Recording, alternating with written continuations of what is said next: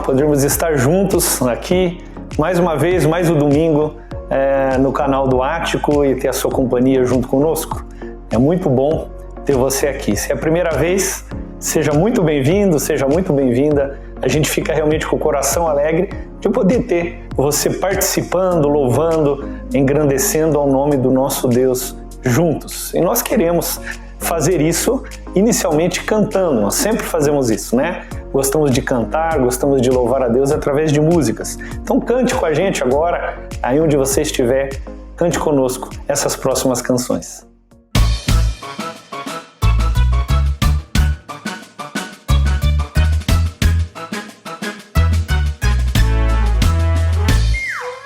Jesus ama cada um, cada um, cada um. Jesus ama cada um, Jesus ama todos. Jesus ama cada um, cada um, cada um. Jesus ama cada um, Jesus ama todos. Ama o papai, ama a mamãe, grande irmão, pequena irmã. Ama a mim, ama a ti, Jesus ama todos. Jesus ama cada um, cada um, cada um. Jesus ama cada um, Jesus ama todos. Jesus ama cada um, cada um, cada um. Jesus ama cada um, Jesus ama todos. Ama o papai, ama a mamãe, grande irmão, pequena irmã. Ama a mim, ama a ti, Jesus ama todos.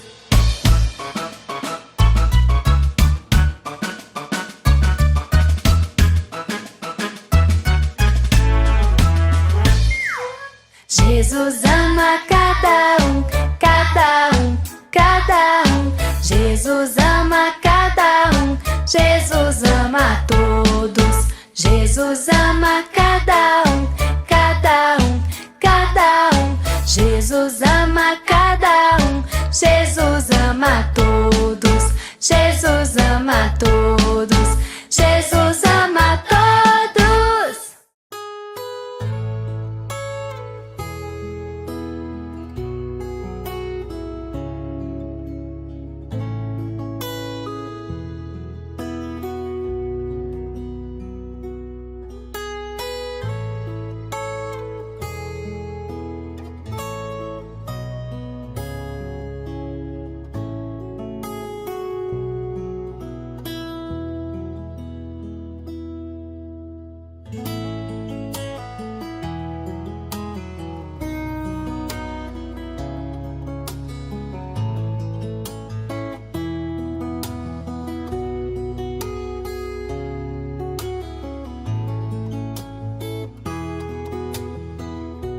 Pai, nós queremos engrandecer o Teu nome, queremos estar louvando o Teu nome com essas canções, com essas músicas que nós dedicamos a Ti nesse momento.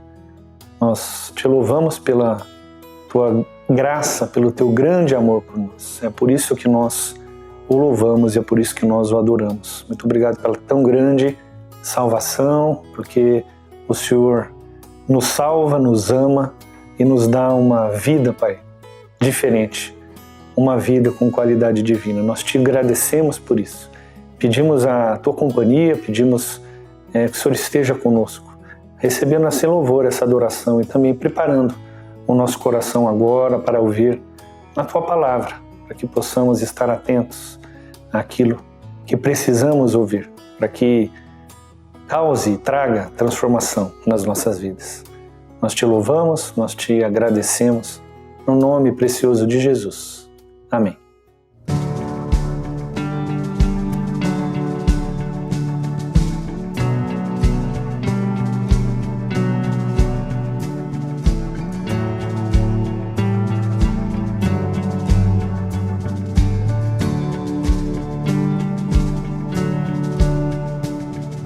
Reina sobre o meu ser, reina sobre o meu viver e sobre o meu lar.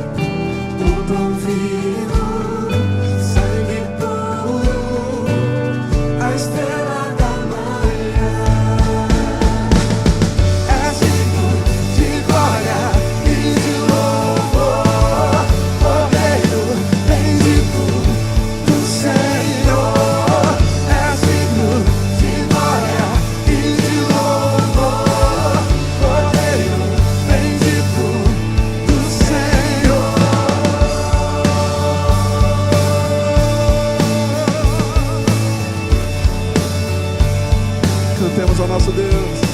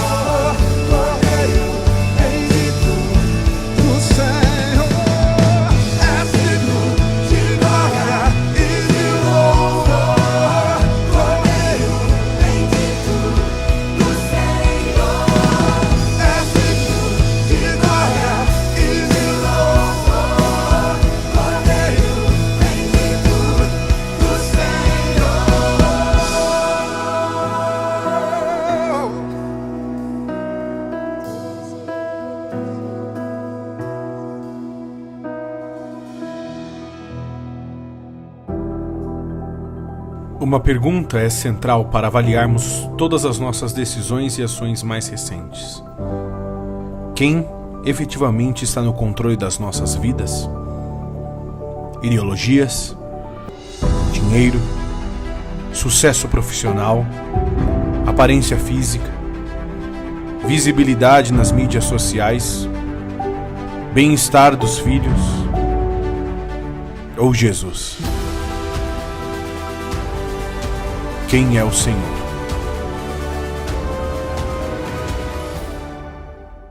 Nós estamos nessa série de reflexões, Quem é o Senhor?, onde nós refletimos sobre quais as implicações desse senhorio de Cristo nas nossas vidas.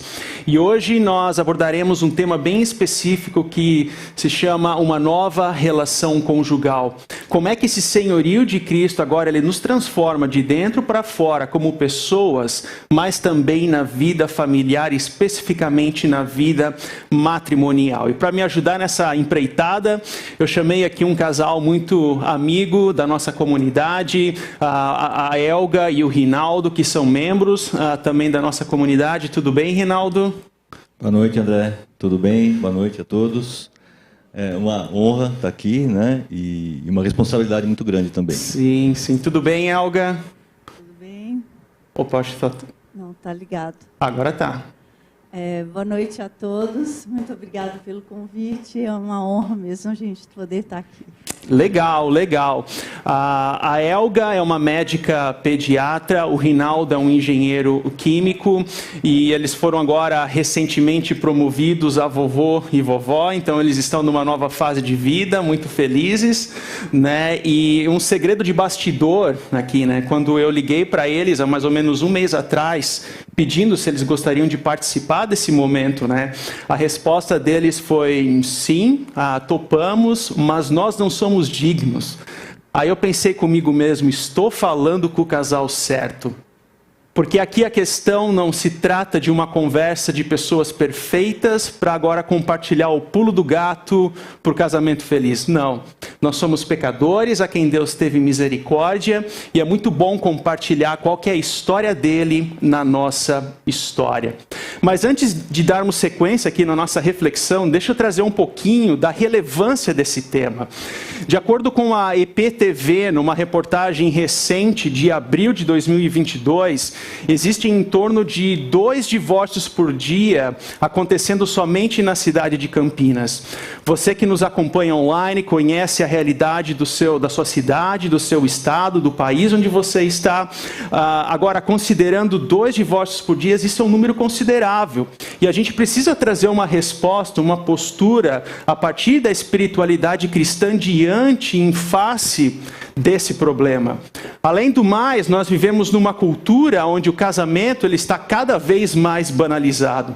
2 semanas atrás, no Paraná, numa cidade do Paraná, houve uma festa de descasamento. Você já ouviu falar nisso? Uma festa de descasamento. Onde o casal não apenas celebrou o rompimento, não apenas houve o rompimento, mas eles celebraram aquilo.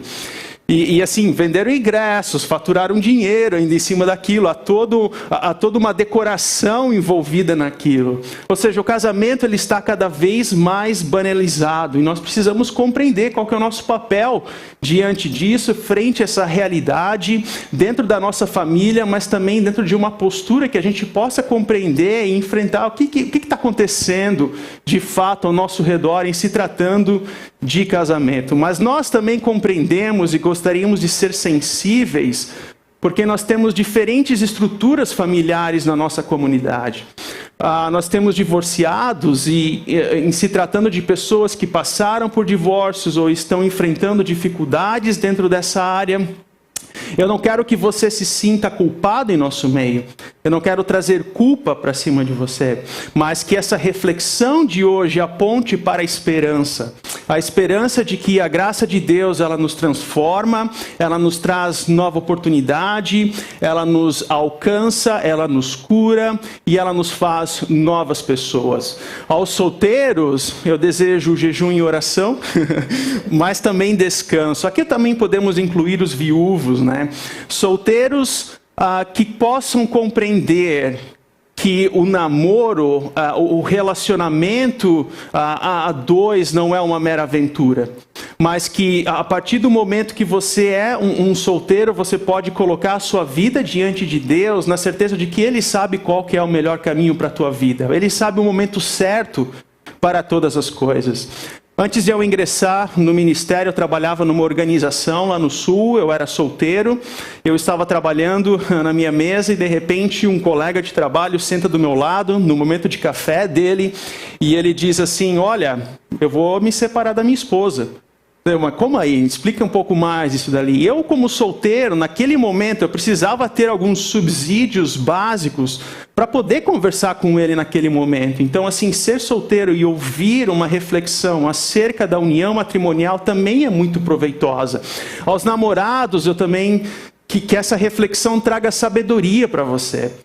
Que ser namorado ou namorar não é uma aventura desgovernada, mas que tenha um propósito último na relação matrimonial para o casamento. E que você possa compreender e isso possa refletir também na sua vida, de que a união matrimonial vale a pena, com todos os seus desafios, ela sim vale a pena. E por essa razão o objetivo aqui nesse segmento de namorados é sabedoria. E por fim, aos casados, perseverança. Porque é muito difícil casar e permanecer casado, não é verdade? Inclusive, a primeira DR na Bíblia, né, a discussão de relacionamentos, aconteceu lá no livro de Gênesis, no início da Bíblia, no contexto da queda, quando Deus procura Adão, que daí bota a culpa na Eva, que daí bota a culpa na serpente, e assim segue o curso da história. Ou seja, nós também podemos, a partir da sabedoria bíblica, descansar nele e saber que nós enfrentaremos desafios na vida matrimonial, mas também pela graça de Deus nós podemos convivermos juntos dentro das nossas diferenças, mas na certeza de que Ele se faz presente em nosso meio. E a título de curiosidade, é interessante ver que na nossa comunidade nós temos esse segmento de pessoas dos seus 35 a 54 anos, que representa o maior bloco de pessoas na nossa comunidade, com 46,75%. E quando nós olhamos para essa faixa etária especificamente, nós temos viúvos, 0,03%. Solteiros é um número considerável, 27,4%. Divorciados, 15,7%. E casados, por fim, um pouquinho mais do que 50%. Ou seja, a própria composição da nossa comunidade, esse mapeamento de estruturas familiares, tornam relevante, hora e meia, poder conversar sobre qual é o papel da união matrimonial nas nossas vidas. E nós estamos nessa série refletindo sobre o livro de Efésios. E nós chegamos no momento onde o apóstolo Paulo, que é o autor dessa carta, ele aborda justamente sobre o papel do marido e da mulher na união matrimonial. Ele está aqui nesse contexto e ele escreve essas palavras tendo em mente uma composição familiar muito específica e particular do primeiro século da igreja cristã, que era a chamada oikos, ou a casa. E a casa, naquele contexto, naquela época, era formada pelo marido, o pater familias, ou seja, o chefe de casa, a esposa, os filhos e escravos. Esposa, filhos e escravos serviam para servir o marido. Esposa, filhos, escravos, cachorro, gado, etc., estavam todos no mesmo pacote. A mulher, por sinal, no mundo greco-romano, era considerada como um sub-humano. Inclusive Aristóteles, no livro famoso, o livro Política, diz que o homem é mais capaz de governar do que a mulher. Essa era a composição, a estrutura que se compreendia acerca do papel da mulher. E quando a sabedoria bíblica compreende e define de que homem e mulher são iguais em essência diante de Deus, isso é revolucionário. Isso traz uma nova perspectiva. E é para esse mundo aqui que Paulo está falando. E quando nós chegamos especificamente nos capítulos 5 e 6 do livro de Efésios, Paulo escreve orientações para pais e filhos, para maridos e as esposas, para servos e senhores, tudo dentro desse oikos, dessa casa. E há um versículo que é chave, que é fundamental, para que a gente possa ler e interpretar corretamente tudo o que acontece aqui. 5:21, sujeitem-se uns aos outros, por temor a Cristo. Percebam esse verbo, sujeitem-se, é um imperativo. Pais e filhos numa família possuem papéis diferentes? Sim, mas sujeitem-se uns aos outros. Maridos e esposas possuem papéis diferentes dentro de um lar? Sim, mas sujeitem-se uns aos outros. Servos e senhores possuem diferentes papéis? Sim, mas sujeitem-se uns aos outros. Esse versículo é como se fosse uma lupa. É como se fosse um óculos para que a gente possa ler e enxergar e interpretar corretamente esses textos. Porque se a gente tira essa lupa, você pode utilizar esses textos para suportar qualquer tipo de ideologia, qualquer tipo de opressão. Mas a partir do momento que a gente compreende esses textos dentro da compreensão de sujeição mútua, aí a figura muda. Na semana passada, nós já refletimos sobre a relação de pais e filhos. Essa semana será sobre maridos e esposas, e na semana seguinte sobre a relação de servos e senhores. Pois bem, esse texto específico que nós iremos abordar hoje, e nós já vamos entrar lá, que fala da relação do papel do marido e do papel da esposa dentro do lar, ele tem muitos desafios. Porque ao longo dos últimos 50, 60 anos, diferentes filosofias trazem novas perspectivas acerca do papel da mulher na sociedade. E é evidentemente que houveram muitos ganhos com isso. Agora, no século XVI, havia um satirista, um escritor, chamado Thomas Miner, e ele de Estrasburgo, e ele cunhou uma expressão que é muito comum, principalmente no meio da teologia, que é: nós não podemos jogar o bebê fora junto com a água da banheira. Nós não podemos jogar o bebê fora junto com a água suja da banheira. Os abusos que ocorreram na história não justificam desmerecer ou desvincular qual é a contribuição que a sabedoria bíblica traz para dentro da compreensão matrimonial. E nós, lembrando, precisamos sempre ter em mente que esse versículo de 5:21 aponta para a sujeição mútua. Maridos e esposas, uma sujeição mútua que ocorre dentro do casamento. E assim, o ponto de partida que nós temos na nossa reflexão, ela é dupla. Em primeiro lugar, como eu já mencionei, maridos e esposas são iguais diante de Deus. Lá em Gênesis 2, no contexto da criação da mulher, Deus diz: não é bom que o homem esteja só. e eu farei uma auxiliadora ou uma ajudadora. Esse termo ali hebraico, ele tem um significado de sob igual patamar ou ombro a ombro. Ou seja, homem e mulher são criados na mesma essência. Eles possuem a mesma dignidade diante de Deus. Desse modo, ocorre uma sujeição mútua, mas em diferentes papéis dentro do casamento. É sobre isso que nós iremos refletir hoje. E o texto então começa: mulheres, sujeitem-se aos seus maridos como ao Senhor. É interessante que no original esse termo não aparece, mas novamente é a nossa lupa que nos auxilia a interpretar que é isso que Paulo está querendo dizer. Mulheres, sujeitem-se aos seus maridos como ao Senhor. Mas como é que ocorre isso? Como é que ocorre essa sujeição agora especificamente do papel da esposa? E nesse sentido a gente precisa ir lá para o versículo 33, onde é dito: e a mulher trate o marido com todo o respeito.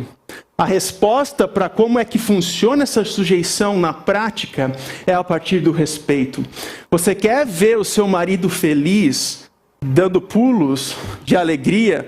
Trate-o com respeito, elogio, traga palavras de afirmação, traga palavras de encorajamento na vida pessoal, na vida familiar, na vida profissional. Ao invés de falar, por exemplo, vai fazer essa barba porque está feio demais, aí você pode dizer: olha, se você fizer essa barba, você vai ficar bonitão. A figura muda, a figura muda. E tratar com respeito significa levantar, significa encorajar. Inclusive, o Ricardo, que escreveu um livro sobre casamento, ele traz um exemplo muito interessante, o pastor Ricardo, né? Que se você quer ver um marido feliz, se achando todo, né? Pega numa reunião assim familiar ou com os amigos, no momento assim da mesa, você pega aquela lata de pepino, né, que é difícil abrir, você pede para o marido para abrir, ele vai fazer aquela pose toda, vai abrir, vai até dizer: meu, como é difícil abrir aqui, né? E ele vai conseguir abrir, porque ele vai se sentir respeitado. Mas o respeito não é apenas uma questão de levantar, é uma questão de dignidade. Você está também dignificando o marido que Deus deu para você. Deus não faz milagres pela metade. O matrimônio é um milagre de Deus. E a partir disso, Ele também quer preservar na vida de vocês uma relação de respeito.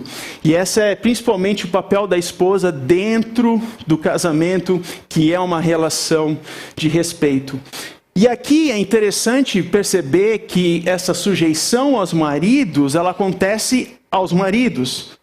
Isso não significa dizer que do lado de fora de casa, a mulher não tem um papel de liderança numa organização, que ela não pode ter um papel de influência na sociedade. Não, nós precisamos compreender que essa sujeição mútua, ela acontece dentro de um lar.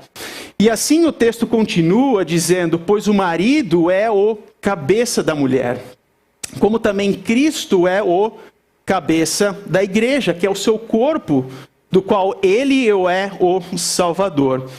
Quando um texto bíblico, existe um princípio de interpretação que quando um texto é difícil de a gente entender num primeiro olhar, a gente precisa olhar para um outro texto para nos trazer clareza. E quando nós olhamos que Cristo é o cabeça da igreja, vale lembrar que Cristo, ele é uma autoridade, ele é uma liderança que lavou os pés dos discípulos. Ou seja, o marido ser o cabeça de um lar, ser um líder de um lar, significa que ele é aquele que lava os pés e serve a sua família, e serve a sua esposa. Não é uma liderança autocrática. Assim, há maridos que acham que a esposa não nasceu da costela do marido, mas nasceu do pé, então você pode pisar em cima. Não é isso que Paulo está tendo em mente. É uma liderança de servo, É uma liderança que se olha e se compadece. É uma liderança que quer sair da zona de conforto para servir a família e para servir a esposa. E tudo isso é chamado, o termo técnico que existe é tipologia. Tipologia é uma forma, é um molde. Então, assim como Jesus é o líder, é o cabeça da igreja, o marido assume um papel de liderança no lar. Existem situações na vida em que alguém precisa tomar a última palavra. Numa empresa, né, se você é um líder numa organização, você em algum determinado momento precisa tomar a última palavra.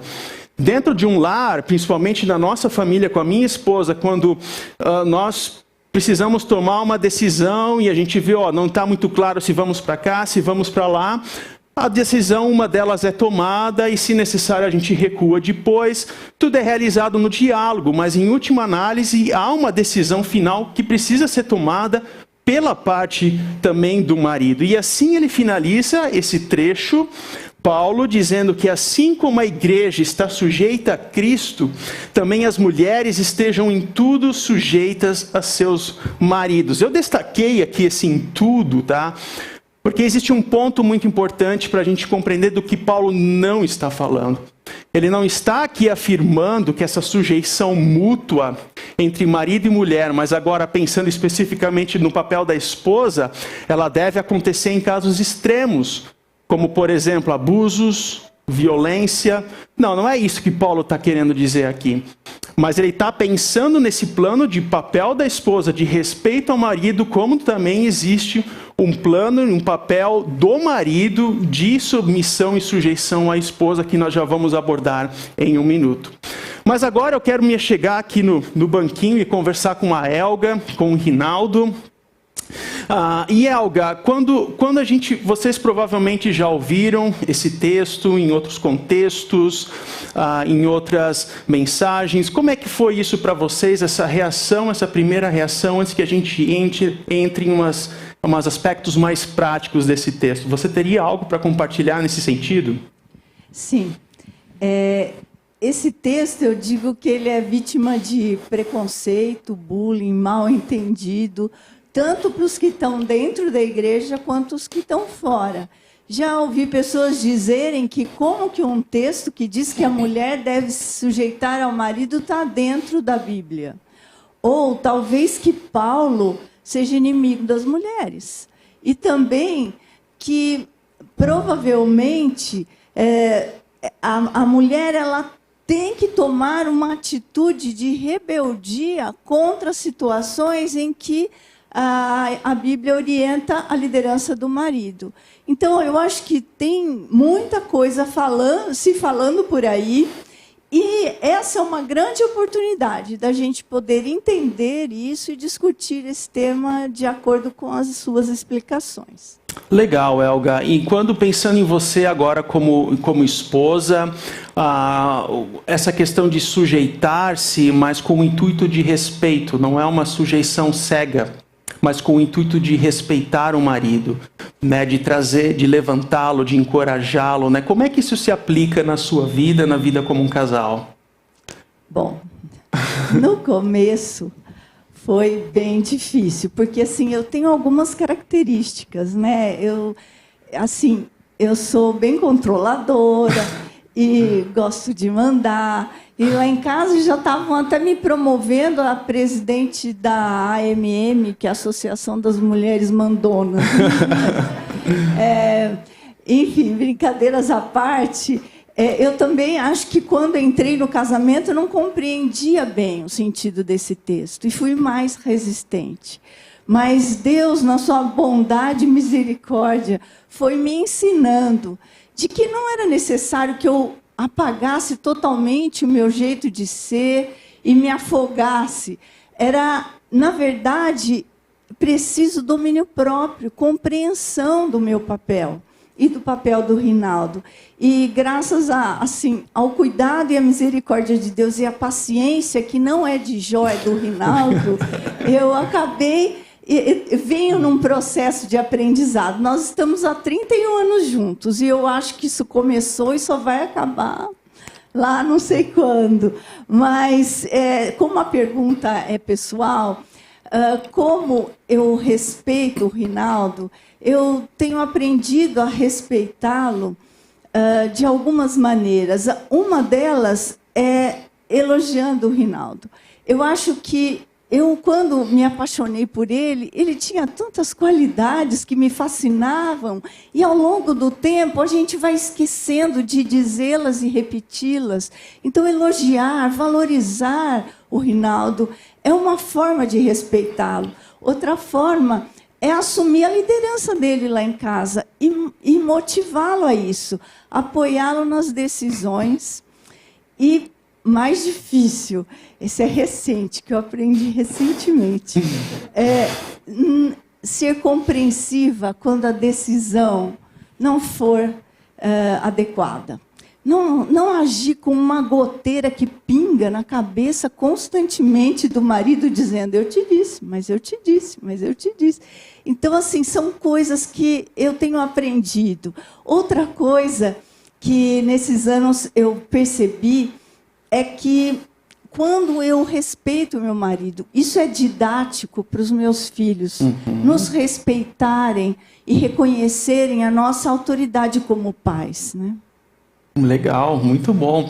E Rinaldo, veja que aqui nós falamos do papel da esposa, já vamos falar do papel do marido, mas Paulo está falando, ele está dando um puxão de orelha em nós, maridos, né, quando nos chama a atenção de que o marido é o cabeça, é o líder do lar, né? E como é que funciona isso para vocês na tua liderança enquanto marido?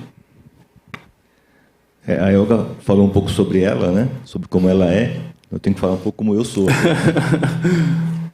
A minha personalidade é oposta da dela, né? Então eu sou bastante tímido, sou introvertido, né? Tenho um apelido entre a gente aqui de que eu sou um ostra às vezes, né? Eu me fecho em mim mesmo, né? E tenho tendência a tratar muitas vezes os problemas de forma reativa, né? Ou seja, é de uma forma oposta à personalidade da Elga, né? Quer dizer, ela é mandona, ela mesmo falou isso, eu falei, né? E ela é muito proativa, ela é perfeccionista, né? Então isso trouxe para a gente, como a Elga já falou, dificuldades, né, com relação a essa questão de papel de liderança dentro do casamento, porque ela acaba tendo a tendência mais de assumir esse papel e eu a tendência de ficar na minha, né? Mas a gente sabia, né? A gente é cristão antes da gente se casar, a gente conhecia esse texto, conhecia os princípios, o que faltava era colocar em prática, né? E isso foi um processo, né? Como a Elga falou, foi um processo que foi acontecendo ao longo dos anos, pela graça de Deus, né? Eu acho que houve uma aproximação de ambos os lados, né? A Elga foi reduzindo as expectativas com relação a mim, eu fui me desenvolvendo, enfim, aprendendo mais essa questão de ser líder, né? De às vezes tomar algumas decisões, às vezes tomar algumas decisões impopulares, digamos assim, né? Dentro da família. E o interessante é que isso acabou sendo importante para mim na vida profissional também, né? Porque eu desde cedo eu tive posições de assumir papéis de liderança dentro da empresa que eu trabalho, né? E essa dificuldade que eu tenho também era a dificuldade que eu tinha na empresa, né? Profissionalmente falando. Então, à medida que eu pude desenvolvendo isso, né, com o apoio da Elga e tudo mais dentro da família, isso me trouxe um benefício também no ambiente profissional, né? É interessante isso que você menciona, porque a família ela acaba se tornando uma escola para que você seja um líder melhor também no local de trabalho, né? Porque a compreensão que se tem é totalmente oposta, né? Ou você é um bom líder, ou você é um bom chefe, um bom gerente, um bom diretor, um bom etc., ou você é um bom pai, né? Não há como ter as duas coisas ao mesmo tempo. É interessante, então, que a partir dos desafios que eu tenho dentro de casa, isso eu também levo para o local de trabalho, na organização. Então, é uma observação muito interessante que você traz, Rinaldo. E pensando aqui, né, o ponto que foi colocado aqui, o papel da esposa é de respeitar o marido, né? Então, de que forma você se sente respeitado pela Elga no casamento de vocês? Eu me sinto respeitado quando ela não supervaloriza os meus erros, né? E quando ela valoriza os meus acertos. E especialmente quando isso acontece fora do ambiente do matrimônio, né? Para outras pessoas, para terceiros, para amigos, né? Não precisa, quando eu cometo algum erro, não precisa anunciar no alto-falante, no rádio, né? Para que todo mundo fique sabendo, né? Isso não significa que isso não deva ser tratado, né? Então, quando ela... isso é uma coisa que eu aprendi também, né? Quando ela percebe que eu cometi algum erro, é bom para mim que ela chegue e aponte esse erro para mim, porque às vezes a gente erra sem perceber, sem saber que a gente errou, né? Mas a forma como ela foi aprendendo a abordar isso, né? Isso de uma forma positiva, né? Não de uma forma negativa, de forma a denegrir, né? Isso foi mostrando o respeito e a honra que ela tem por mim. Legal, muito bom ouvir o compartilhamento de vocês. Mas agora nós iremos aqui partir para o papel do marido dentro do relacionamento. Antes nós falamos do papel da esposa e agora aqui Paulo, ele quer falar com os maridos. Então, o que ele diz? Maridos, amem suas mulheres. E lembrando que aqui no versículo 21 está falando de sujeição uns aos outros. A sujeição é mútua. É sempre importante, de novo, trazer essa lupa para compreender que a sujeição é mútua. Mas a pergunta é, como é que então o marido se sujeita à sua esposa no relacionamento amando-a? Como é que isso acontece? Aí nós precisamos ir novamente lá para o versículo 33, onde Paulo diz no fechamento desse texto, cada um de vocês também ame a sua mulher como a si mesmo. O detalhe interessante é que esses verbos amar é o amor ágape ou agape, que é o amor de Deus por nós.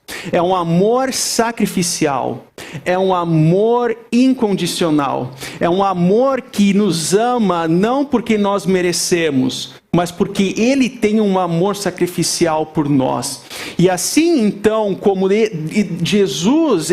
Deus em Cristo nos ama, agora Ele nos encoraja, maridos, da mesma forma vocês amem de forma sacrificial a sua esposa.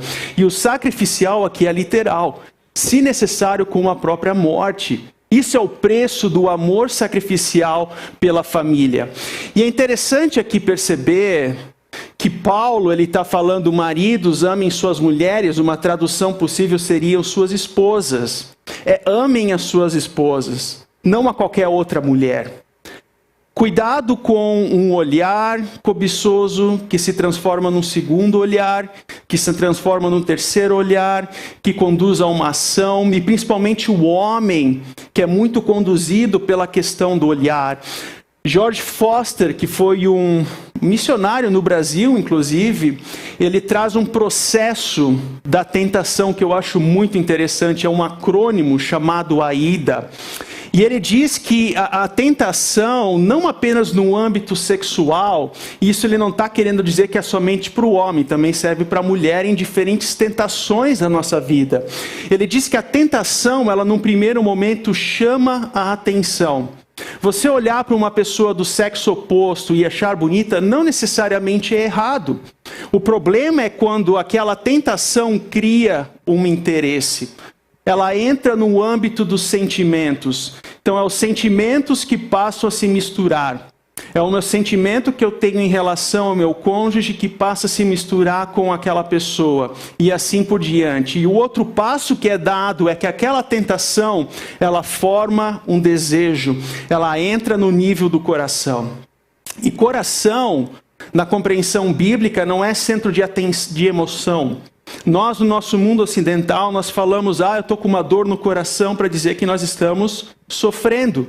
Mas na espiritualidade bíblica cristã, o coração é o centro das decisões, é racionalidade. Quando algo entra no coração é porque você está planejando com aquilo, na tomada de decisão. Até pelo ponto último, quando a tentação ela pede uma ação, ou seja, é um ato consumado. E o desafio que nós temos nos nossos lares, na manutenção, na perseverança dos nossos casamentos, é saber cortar o mal pela raiz. Na certeza de que nós não somos tentados para além do que nós conseguimos suportar. Essa é a nossa esperança. E a esperança que nós temos de que Deus pode restaurar as nossas vidas, Deus pode restaurar os nossos casamentos novamente, porque Deus não faz milagre pela metade. E é isso que acontece, esse é o processo que Ele quer transformar na sua vida e também no seu casamento. E aqui Paulo novamente entra numa chamada tipologia, que é um texto onde ele vai ao centro do Evangelho.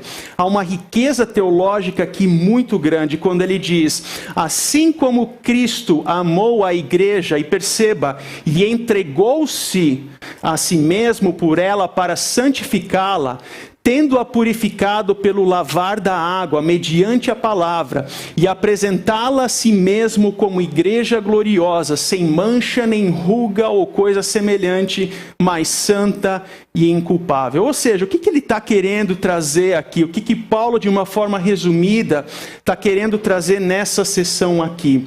Ele está querendo dizer, de uma forma mais ilustrativa, de que assim como Jesus, nesse amor sacrificial, ele se entrega, ele ama essa igreja com seu amor sacrificial, a igreja responde com sujeição. E da mesma forma, então, o marido ama essa esposa com amor incondicional, com amor sacrificial, e a esposa responde com respeito. Veja que é um paradigma que se constrói. E assim como Jesus é aquele que dá o primeiro passo ao encontro do seu povo para resgatá-lo, também o marido é aquele que tem que dar muitas vezes o primeiro passo para vir com um amor incondicional para resolver uma situação no casal. As DRs, as discussões no relacionamento, elas acontecem, né? Você pode dormir de bico ou tomar a decisão de ir lá resolver essa questão, ou conversar, sentar para conversar e avaliar as diferentes perspectivas. É um amor sacrificial, é um amor que não olha para os merecimentos da pessoa, mas é um amor que ama com amor verdadeiro. E um ponto muito importante desse texto, e que Paulo aborda aqui, é que existe uma troca perfeita. Ou seja, assim como os nossos pecados caíram na cruz de Cristo, logo a justiça, ela recai sobre nós como povo. Os nossos pecados, elas caíram na cruz, e agora, em resposta, nós recebemos o benefício da salvação, da alegria, da gratidão, da nova vida, da novidade de vida, da misericórdia, das novas oportunidades, porque esses são os benefícios da salvação em nós. Ou seja, aquilo que era nosso passa a ser dele. Aquilo que é dele passa a ser nosso. E Paulo traz isso agora para a relação matrimonial. As minhas alegrias são as alegrias da minha esposa e vice-versa. As minhas dores são as dores da minha esposa e vice-versa. As minhas conquistas são as conquistas da minha esposa e vice-versa. O meu bolso também é da minha esposa e vice-versa. Eu particularmente não entendo como casados, existe assim, você ouve algumas vezes de que um não sabe quanto é que o cônjuge ganha. Assim, fica escondido, não está às claras, não há transparência. O problema disso é que no fundo há um princípio de insegurança.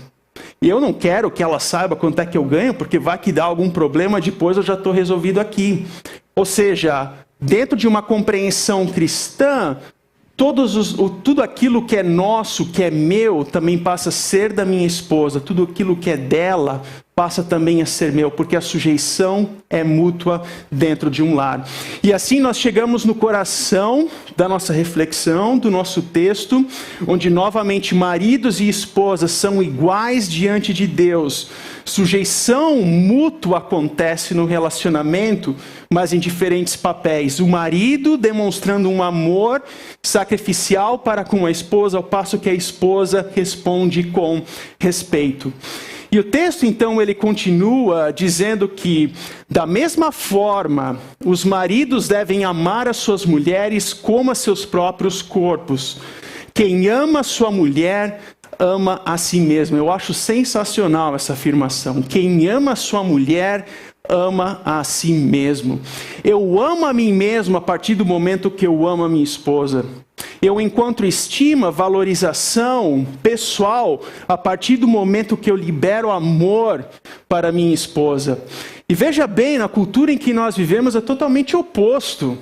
O foco é muito mais introvertido em mim mesmo. O foco, a direção, ela está voltado para mim. Não, peraí, eu primeiro tenho que me amar, eu primeiro tenho que me resolver e depois a gente vê o que faz com o cônjuge. Aqui o passo, o ponto que a espiritualidade cristã traz é que se você quer amar a si mesmo, então passe a amar a sua esposa. E eu acho que o contrário também é verdadeiro. Você é mulher, você quer amar a si mesmo, também passe a amar o seu marido com amor e com respeito. E pensando aqui nessa frase, me lembrou de um jovem casal, assim, na faixa dos seus 95, 94 anos. O João e a Ruth Amott, eles são americanos e foram... o João foi pastor no sul do Brasil nos anos 50 e nos anos 60. E durante os meus estudos de doutorado, essa foi uma das famílias que nos abraçou, que nos acompanhou. E era muito interessante porque eu percebi essa perspectiva muito clara na vida deles. Então, assim, a Ruth, ela possui algumas... Por causa da diabetes, ela possui umas limitações muito avançadas, né, com a visão, ela não consegue enxergar, né? Mas assim, em todos os lugares em que nós íamos, ela estava bem arrumada, ela estava com o batom passado, com o cabelinho ajeitado, com perfume, muito bem vestida, porque quem a arrumava era o João. Ele com a barba mal feita, com a camisa mal passada, né? Mas a alegria dele era poder ver a esposa bonita. E ele se alegrava com aquilo, Aí teve uma vez que eu cheguei para eles e perguntei assim, né, mas Amott, né, como eu chamo, qual que é aí o segredo, né, para serem tão joviais? Qual que é o pulo do gato, né? Como se existisse o pulo do gato, né? E ele respondeu com aquele sotaque dele maravilhoso, né? Todo dia tem que dar beijinho na mulher. Todo dia tem que dar beijinho na mulher. É amar a si mesmo a partir do amor para com a esposa dentro desse... E agora, então, eu gostaria de sentar aqui mais uma vez para mais uma rodada de diálogo, né? E quando a gente pensa que nesse ponto do amor sacrificial do marido, como é que você, Rinaldo, compreende isso dentro do casamento de vocês? Como é que isso se configura dentro da relação matrimonial de vocês? Amor sacrificial, para mim, significa você fazer aquilo que você não quer fazer. Uhum. Né? Então, eu acho que até comparando com o sacrifício de Jesus, né, que eu acho que é o nosso modelo, aí, o nosso exemplo até no texto, Jesus como homem não queria passar pelo sofrimento da cruz, né? Mas ele foi porque era a vontade de Deus. Uhum. Então, no casamento é a mesma coisa. E isso pode se revelar em grandes decisões, né, como também em pequenas atitudes no dia a dia, né, rotineiras. Eu acho que tem um exemplo no nosso casamento, há uns 10 anos atrás, mais ou menos.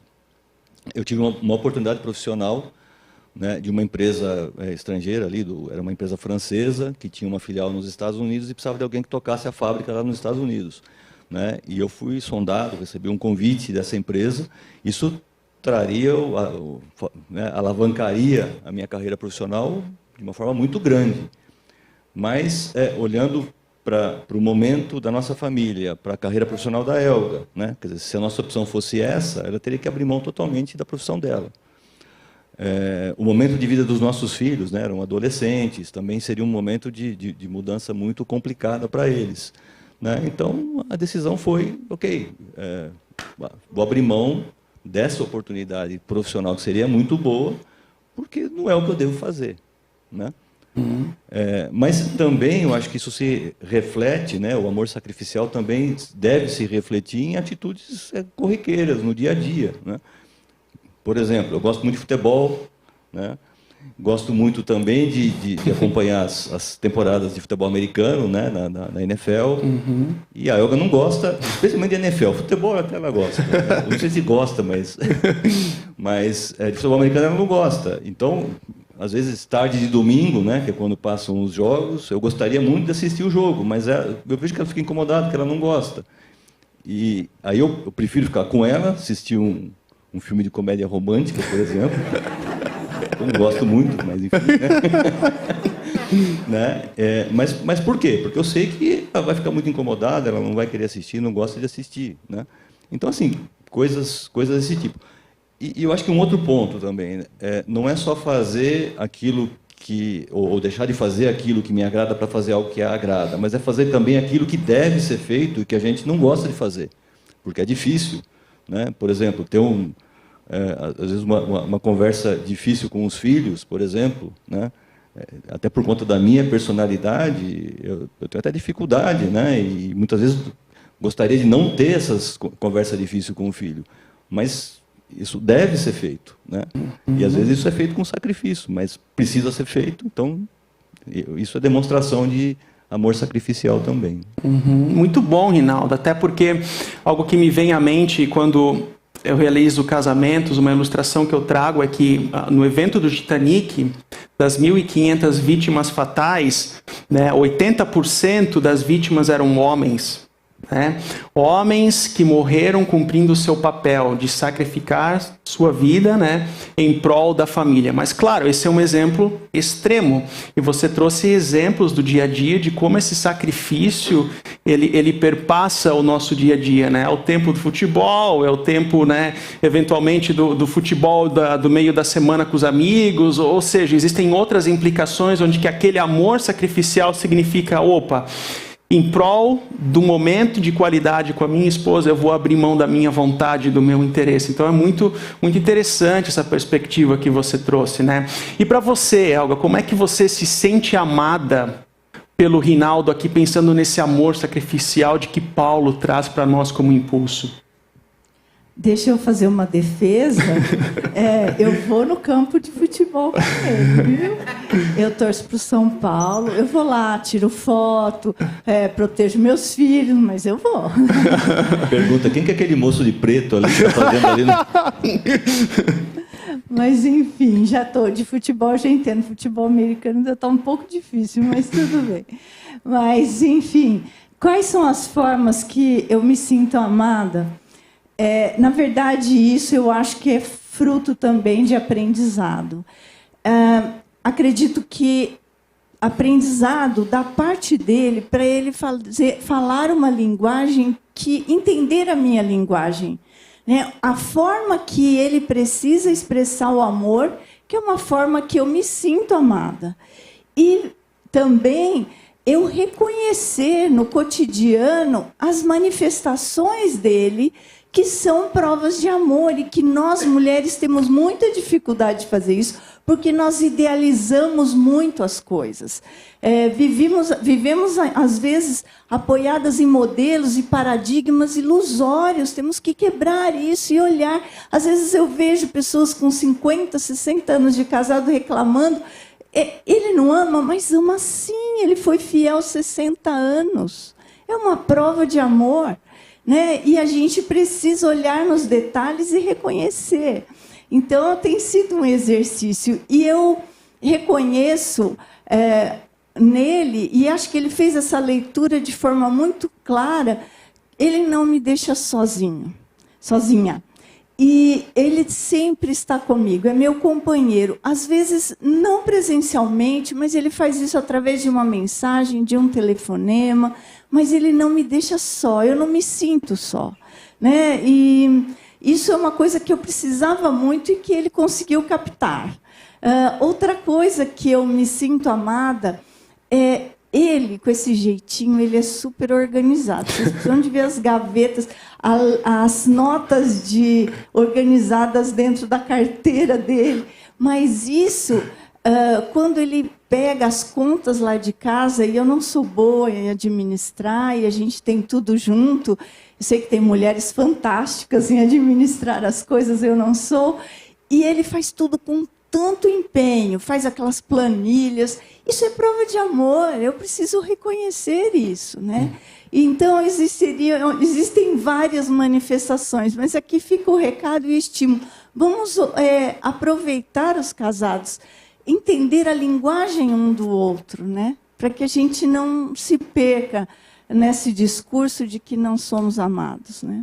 Legal, muito bom ouvir a história de vocês, Elgo e Rinaldo, e assim nós chegamos na última sessão, na última parte do texto, quando Paulo fala da vida a dois, né? Porque ele fala do papel da esposa, do papel do marido, de sujeição mútua, mas como é que acontece essa vida a dois? E aqui ele faz uma citação lá do livro de Gênesis, mas que é essencial, que é muito importante. Por essa razão, o homem deixará pai e mãe e se unirá à sua mulher, e os dois se tornarão uma só carne. Existem 3 verbos que são importantes aqui: o deixar, pai e mãe, unir a sua mulher e tornar-se uma só carne. O deixar pai e mãe, aqui é algo muito importante. Porque não é um deixar no sentido agora, eu tenho um descuido, eu não gosto mais de pai e mãe. Não, não é esse ponto, mas aqui a compreensão de que existe um rompimento emocional, existe um rompimento até mesmo estrutural do dia a dia, para que eu possa agora focar na constituição de uma nova família. Muitos conflitos que existem entre casais, ela acontece justamente por essa falta dessa compreensão de que precisa ocorrer esse rompimento para em prol do benefício do casal. O unir tem uma conotação sexual. O casal se torna um.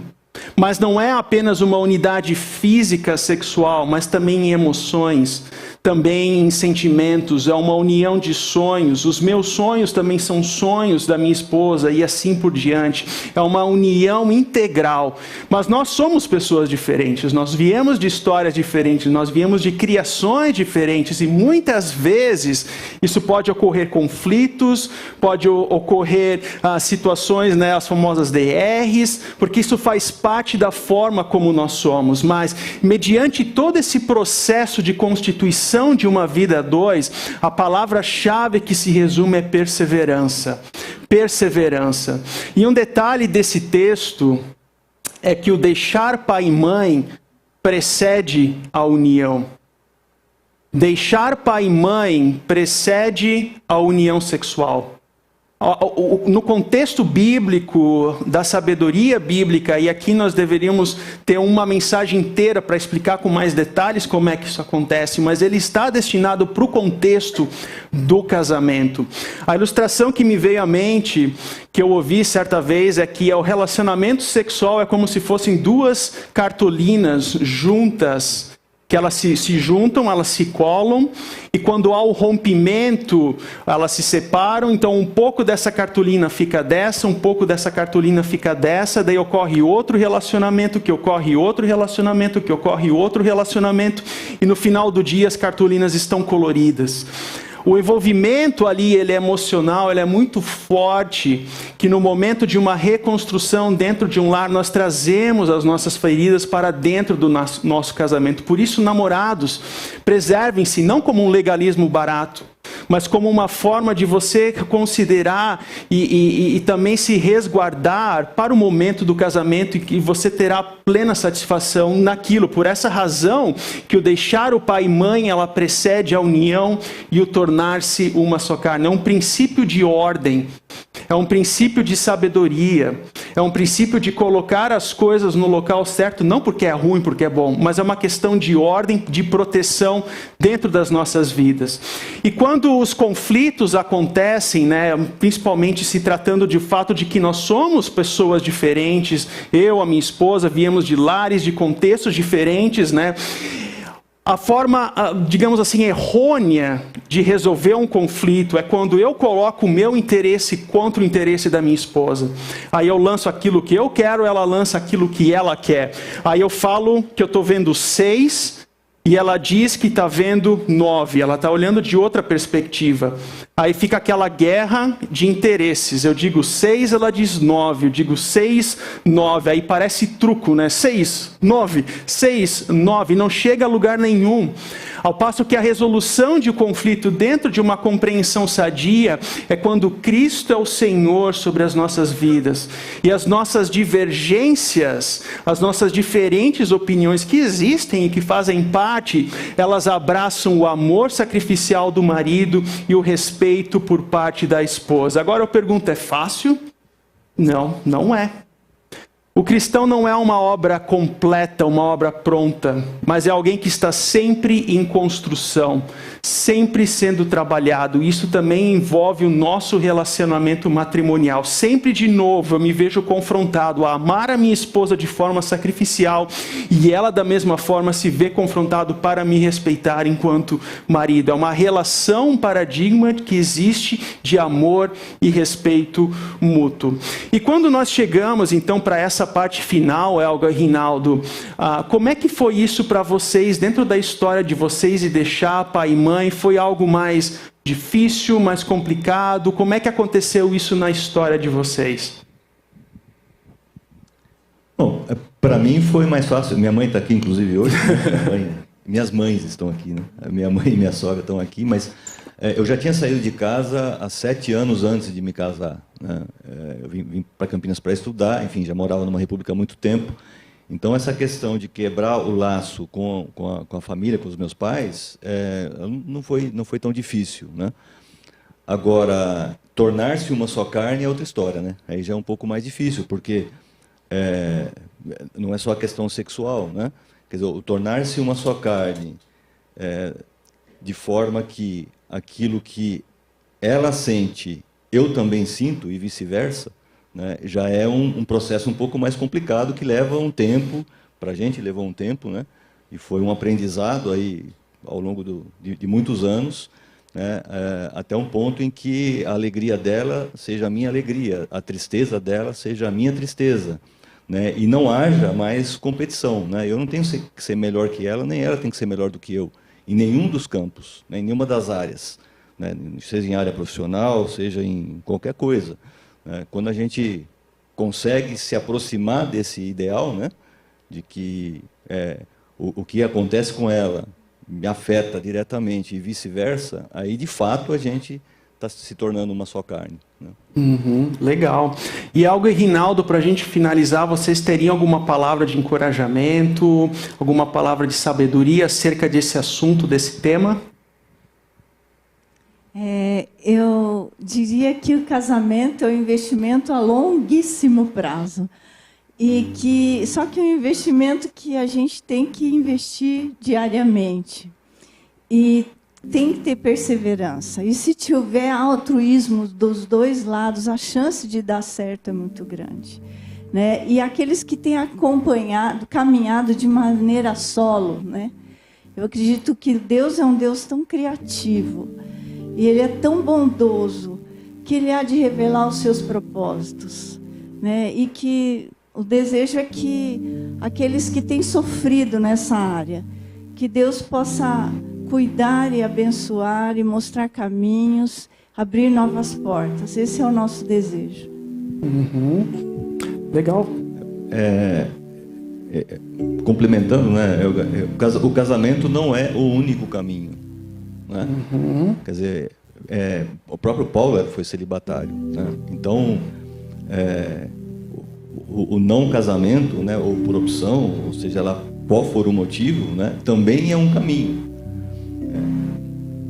A segunda coisa que eu queria dizer, né, para aqueles que não estão casados porque têm medo, têm temor, né, têm receio de se casarem, de assumir o compromisso que envolve o casamento, né, eu diria, se casem porque é bom. Né? É bom não no sentido de que isso vai trazer para a gente uma vida de prazer e que tudo vai acontecer da forma como a gente quer, né? Mas é bom, né? E aí acho que fica uma outra palavra que eu queria deixar para aqueles que já são casados, né? É bom porque é a melhor oportunidade que eu conheço para a gente amadurecer, né? E amadurecer no sentido de não fazer só aquilo que me dá prazer, não fazer só aquilo que me satisfaz, independentemente das consequências. Quem faz isso é criança, né? Criança que toma suas decisões com base no prazer dela, independente da consequência, né? Então, o melhor ambiente que eu conheço, né, para a gente amadurecer é dentro do casamento, que é onde a gente precisa abrir mão, né, daquilo que a gente gosta, daquilo que a gente quer, em prol do cônjuge e em prol dos filhos. Legal, muito obrigado, Elga e Rinaldo. E assim nós chegamos na parte final do refletir e praticar. E o primeiro ponto que eu gostaria de abordar e trazer para você é experimente recomeçar. Experimente recomeçar. Talvez a primeira palavra que você precisa receber nesse momento do casamento que você está vivenciando, do seu relacionamento, são palavras de perdão. Você precisa ouvir palavras de perdão e também liberar perdão. Você precisa receber o perdão de Deus, a graça, a misericórdia, o conforto, o consolo, o direcionamento, e a partir daí a decisão e decisões na vida do casal são tomadas. E nesse sentido, quais são as áreas na sua vida que precisam manifestar esse respeito, esse amor ao seu cônjuge? E aqui eu estou pensando de uma forma muito pragmática, para você anotar, para você colocar no papel, para você colocar na tua agenda semanal, quais são as áreas da minha vida que eu preciso demonstrar mais respeito, que eu preciso demonstrar mais amor. E o desafio que eu trago para você é que você chegue para o seu cônjuge hoje, em algum momento da semana, e diga: olha, eu falhei nessa área, eu tenho falhado nesse detalhe, eu tenho sido talvez omisso nesse ponto, eu gostaria de te pedir perdão, e assim a gente possa recomeçar. É um princípio de recomeço, é um princípio de uma nova oportunidade, é um princípio de uma nova construção conjugal que não é fácil, mas que é abençoada e encorajada pela graça de Deus nas nossas vidas. Antes de nós encerrarmos com uma última música, eu gostaria de passar um vídeo bem breve que demonstra como é que nós amamos a nós mesmos a partir do amor ao nosso cônjuge. E que Deus nos abençoe.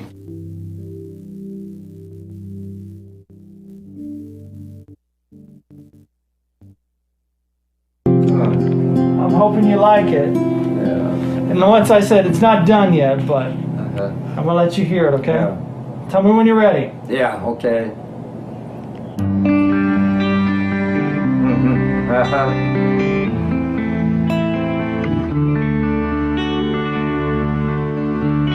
Oh, sweet Lorraine, I wish we could do all the good times over again. Oh, sweet Lorraine, life only goes around once, but never again. Oh, sweet Lorraine, I wish we could do all the good times over again.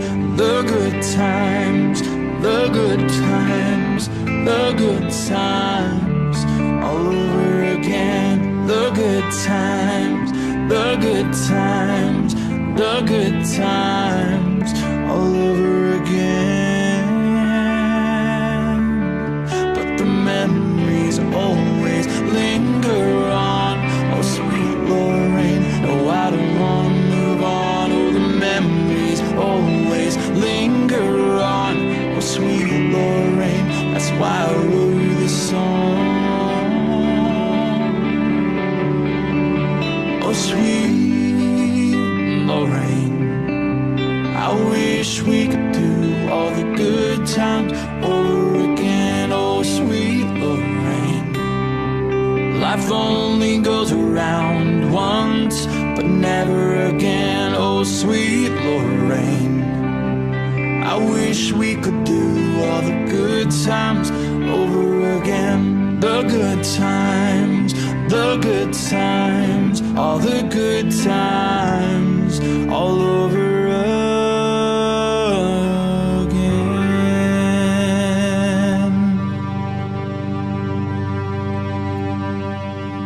wonderful. Good. Just wonderful. Good. I'm glad you like it. So glad you like it. Just wonderful. That was a wonderful 75 years that I just often think that kind of unreal, dreaming or something, but it was real. That's all I can say, real. Mm-hmm.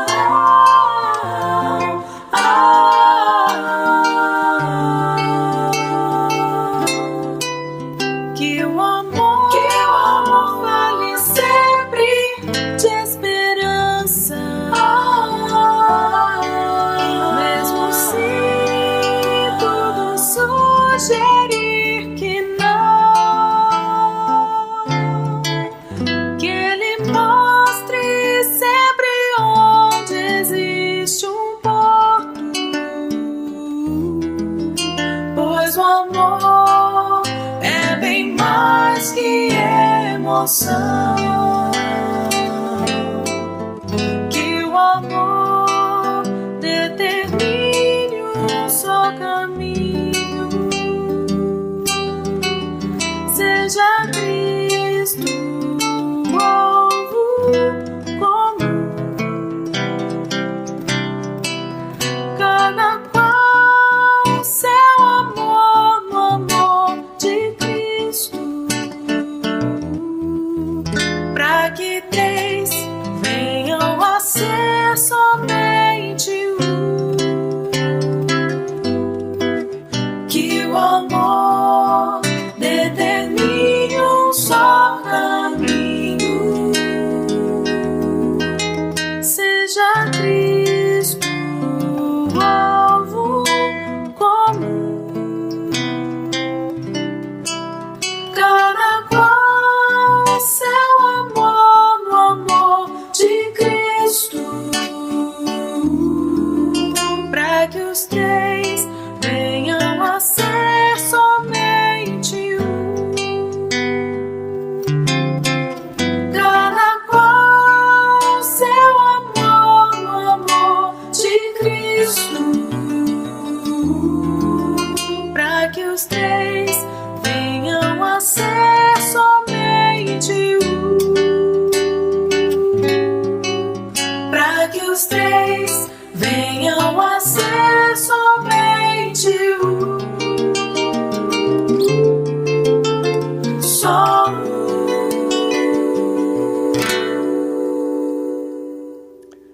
Vamos orar, agradecer a Deus e pedir a direção dEle, a condução dEle para a nossa semana e para que a gente consiga então aplicar todas essas preciosidades que nós ouvimos agora. Senhor Jesus, te agradecemos e te louvamos pela Tua Palavra, te agradecemos por essa série, por tudo aquilo que temos aprendido e temos sido desafiados, Pai, em relação a quem governa, quem dirige, quem rege a nossa vida. Esteja nos dando as condições através do Teu Santo Espírito para que consigamos, Pai, de alguma forma, mudar coisas da nossa vida, pensar naqueles insights que obtivemos hoje, isso faça diferença, Pai, na nossa semana, na nossa vida, nos nossos relacionamentos. Te louvamos e te agradecemos, em nome de Jesus. Amém. Muito bom, que bom que você ficou aqui até agora com a gente, participando. estaremos ainda conversando um pouco mais sobre esse tema, quem é o Senhor.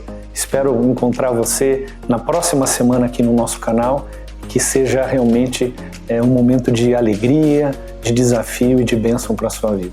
Compartilhe essa mensagem, mostre para os seus amigos, mostre para os seus familiares, reveja quantas vezes for necessária, para que realmente você tenha então as transformações que você precisa para a sua vida. Uma ótima semana, te vejo na próxima.